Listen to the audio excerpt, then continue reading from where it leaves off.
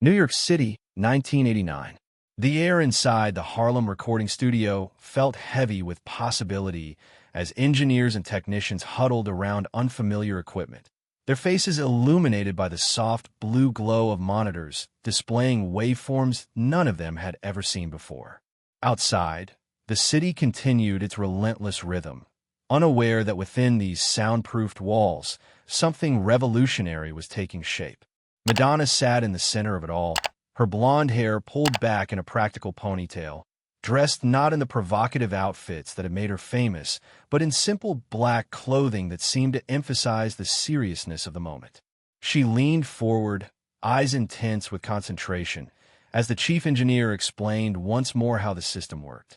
This wasn't just another recording session. This was the birth of something that would change performance art forever, though none of them could have predicted just how far-reaching its influence would become. 6 months earlier, Madonna had returned from her groundbreaking Who's That Girl World Tour, frustrated and physically exhausted. The tour had been a commercial triumph, selling out stadiums across the globe, but it had taken a devastating toll on her voice. Night after night of singing live while executing increasingly demanding choreography had led to several near-disastrous performances where her voice had cracked, faltered, or disappeared entirely. The press had been merciless, questioning her stamina, her talent, even her commitment. But those who knew Madonna understood that no one demanded more from Madonna than Madonna herself. "There has to be a better way," she had told her longtime manager after the final show in Florence, her voice reduced to a painful whisper. "I refuse to choose between dancing and singing. I refuse to compromise either one." What the public didn't realize, what almost no one outside her inner circle knew, was that Madonna had already begun conceptualizing a solution, one that would ultimately transform not just her performances, but the entire landscape of live entertainment. The technology had begun as a simple idea during a late-night conversation with a sound engineer who had worked on her tour. What if there was a way to create a system that could intelligently mix live vocals with pre-recorded tracks in real time, allowing a performer to focus on the most challenging vocal passages while having technological support through the physically demanding portions of a show? Existing technology allowed for basic backing tracks or full-on lip-syncing, both considered taboo by serious music critics, but nothing that created a true hybrid, a system that could breathe and adapt as organically as a live performance itself. The engineer had laughed, telling her such technology was years, maybe decades away. Madonna hadn't laughed. Instead, she had started making calls, first to recording studios, then to universities, finally to a small team of audio engineers working on military-grade voice recognition software. "I don't care what it costs," she had told her financial advisors when they balked at the projected development budget. "This isn't just for me. This will change everything." Now, after months of secret development, countless failed prototypes, and an investment that would have funded an entire album, Madonna sat watching as the system was tested for the first time in a controlled environment. They called it ARES, Adaptive Real-Time Enhancement System, though Madonna, with her gift for provocation, had jokingly referred to it as her little audio deception in a handful of private conversations where she'd acknowledged its existence at all. The engineer's fingers moved across a specialized mixing board, making minute adjustments. "The key is the artificial intelligence component," he explained to the small audience of insiders. "The system analyzes the live vocal in milliseconds, comparing it to the pre-recorded studio version, and makes decisions about when to enhance, when to blend, and when to let the live voice stand completely alone." Madonna nodded, but her attention was focused entirely on the vocal monitor, displaying her own voice as a living, breathing waveform. "It's not about replacing the human," she said, so quietly that only those closest to her could hear. "It's about elevating what we can do, about removing limitations." The first real test would come 3 weeks later, during a private showcase for executives from her record label. Madonna had deliberately chosen a venue known for its challenging acoustics, a converted warehouse in Brooklyn with concrete walls and steel beams that created unpredictable sound reflections. The small audience of 20 music industry veterans arrived with a typical mixture of excitement and skepticism that Madonna had grown accustomed to throughout her career. They had been told only that they would be witnessing something unprecedented. No phones were allowed, no recording devices of any kind. Each guest had signed non-disclosure agreements with penalties severe enough to give even the most jaded executive pause. As they settled into their seats, the atmosphere was thick with anticipation. The room plunged into darkness, a technique Madonna had always used to heighten sensory awareness before her appearances. 10 seconds passed. 20. The darkness seemed to expand, becoming almost tangible, until a single beam of light cut through it, illuminating Madonna alone on the bare stage. She wore a simple black leotard, her face free of elaborate stage makeup. This wasn't about spectacle. Not yet. She needed them to hear first, to understand what they were experiencing before they became distracted by the visual elements that had always been integral to her art. "Tonight," she said, her voice intimately close thanks to the sensitive microphone, "you're going to witness the future. Not just my future, ours." And then she began to sing, like a prayer, the controversial hit that had cemented her status as not just a pop star, but a cultural force. For the first minute, she stood completely still, allowing her voice to carry the performance alone. Then, gradually, she began to move. Subtle at first, a raised arm, a shifted weight, then with increasing complexity. By the chorus, she had launched into a series of movements that would have challenged a dancer not simultaneously attempting to control their vocal technique. The executives exchanged glances, their expressions confused, then astonished. Despite the physical exertion that would have left most vocalists gasping for breath, Madonna's voice never wavered, never thinned. If anything, it grew stronger, more present, as the physical demands increased. What they didn't know, what Madonna herself had insisted remain invisible, was that beneath the stage, a team of engineers monitored the Aries system as it worked in perfect synchronicity with her performance, analyzing every note in real time and providing imperceptible support precisely when and where it was needed. When the final note faded, there was no applause. Only silence. The kind of silence that falls when something fundamental has shifted, when a mind is racing to integrate an experience that doesn't fit within existing parameters. Madonna stood in the center of the stage, breathing steadily, waiting. Finally, the CEO of the record label, a man known for his practiced nonchalance, broke the silence. "Ow!" It was just one word, but it contained multitudes, confusion, admiration, perhaps even a touch of fear at the implications. Madonna smiled, a rare, genuine smile, quite different from the carefully constructed expressions she presented to the public. "That's the wrong question," she replied. "The question isn't how. It's what's next." What came next was a closed-door meeting where the Aries technology was revealed to the executives, explained in terms simple enough for those without technical backgrounds to grasp its revolutionary potential. Questions flew rapid fire. How much did it cost? Could it be scaled? Was it detectable by audiences? Would other artists have access? To this last question, Madonna's answer surprised even those who had worked closely with her on the project. "Eventually, yes," she said, "after I've had exclusive use for 2 years. Then we patent it, license it, make it industry standard." One executive laughed, thinking she was joking. She wasn't. "This isn't about maintaining an edge," she continued. "It's about evolution. Art can't evolve if its tools remain static." If this story moves you, don't forget to like this video and subscribe to the channel for more untold stories from music history. Moments of innovation and vision that shaped the entertainment we experience today. These glimpses behind the curtain remind us that what appears as overnight success or effortless talent often represents years of determination, investment, and a refusal to accept conventional limitations. The Blonde Ambition World Tour of 1990 would become the first public showcase of the Aries technology, though Madonna never acknowledged its existence in interviews. Critics marveled at her seemingly superhuman ability to maintain vocal quality while executing grueling choreography.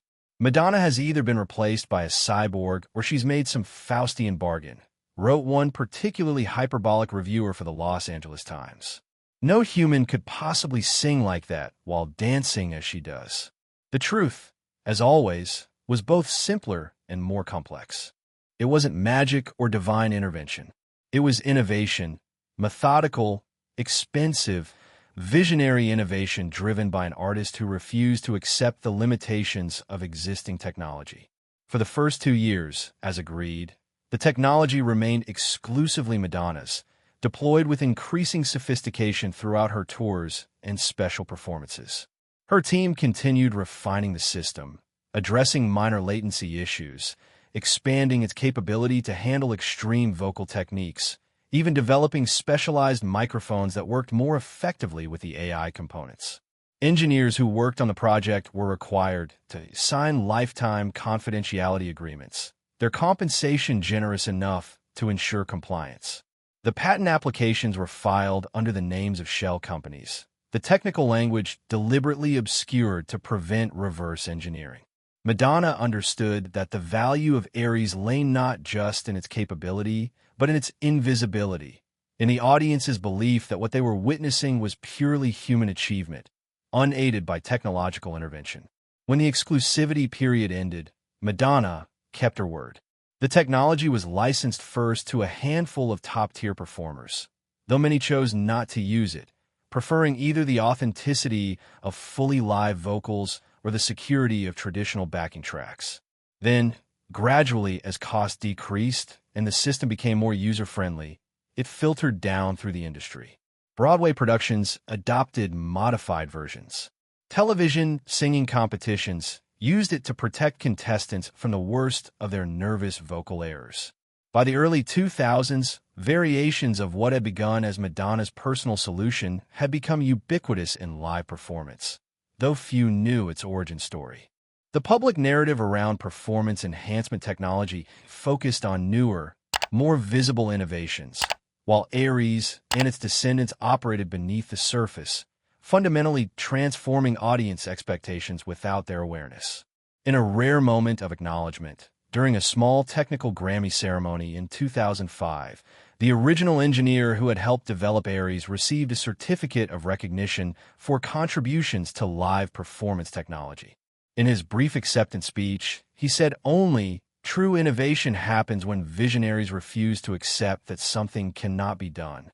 I was fortunate enough to work with such a visionary. He didn't name Madonna. He didn't have to. Those who knew, knew. And Madonna, true to form, had moved on to other innovations, other revolutions. When a journalist later asked her about the rumors of her involvement in early performance enhancement technology, she smiled that enigmatic smile that had launched 1,000 tabloid headlines and said simply, "Artists should never explain their magic tricks." Years passed. Technology evolved far beyond what that team in the Harlem studio had envisioned in 1989. What had seemed revolutionary became standard, then eventually obsolete as new innovations emerged. But the fundamental concept, the seamless integration of live and enhanced audio, the use of artificial intelligence to support rather than replace human performance, remained. It shaped everything from stadium concerts to Broadway musicals to television performances. Modern audiences, accustomed to perfection, rarely considered the complex technological infrastructure that made such perfection possible. They simply expected it, the same way earlier generations had expected spectacular lighting or elaborate costumes.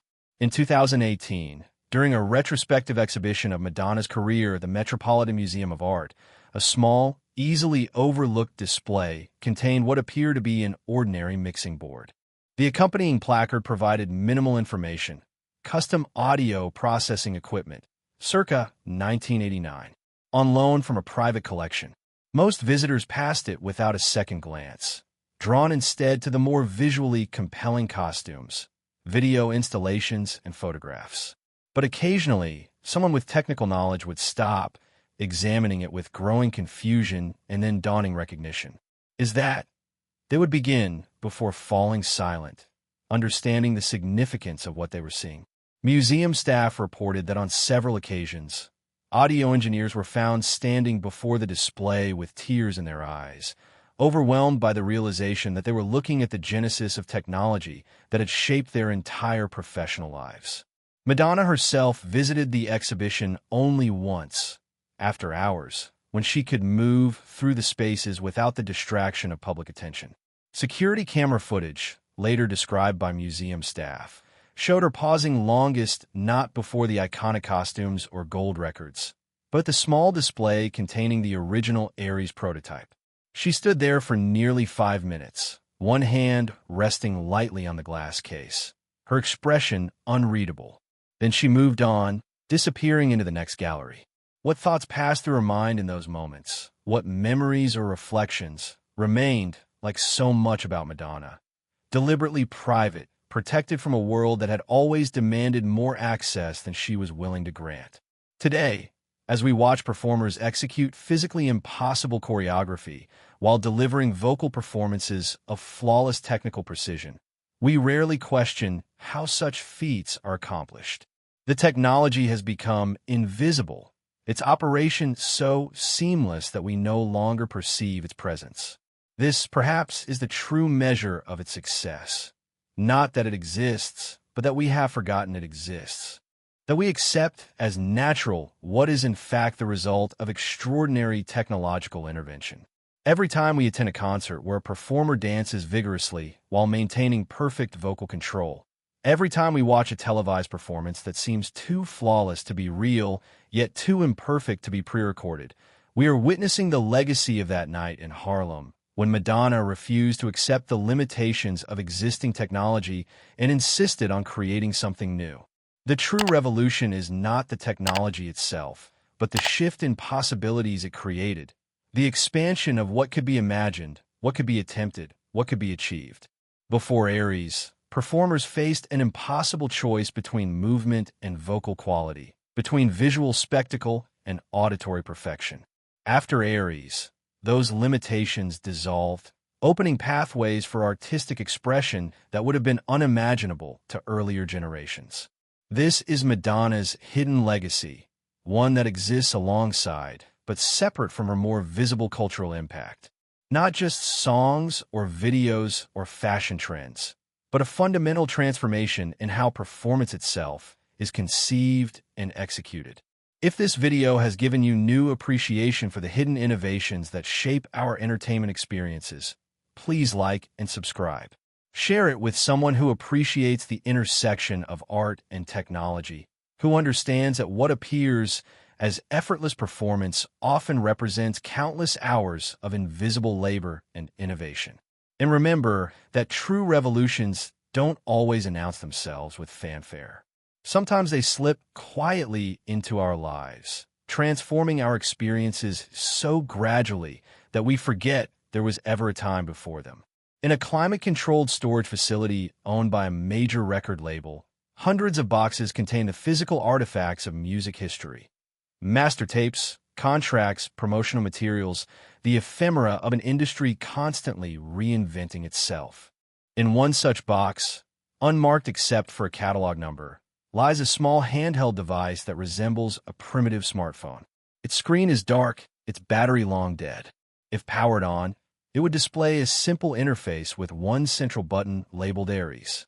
This prototype remote control, which allowed Madonna to subtly adjust the system's parameters during her early performances, is perhaps the last remaining piece of the original technology that she personally handled. The engineers who created it believed it would eventually find its way to a museum, displayed prominently as a pivotal innovation in performance technology. Instead, it sits forgotten, its significance known to only a handful of people still living. Perhaps this is fitting. The technology was never meant to be visible, never meant to draw attention to itself.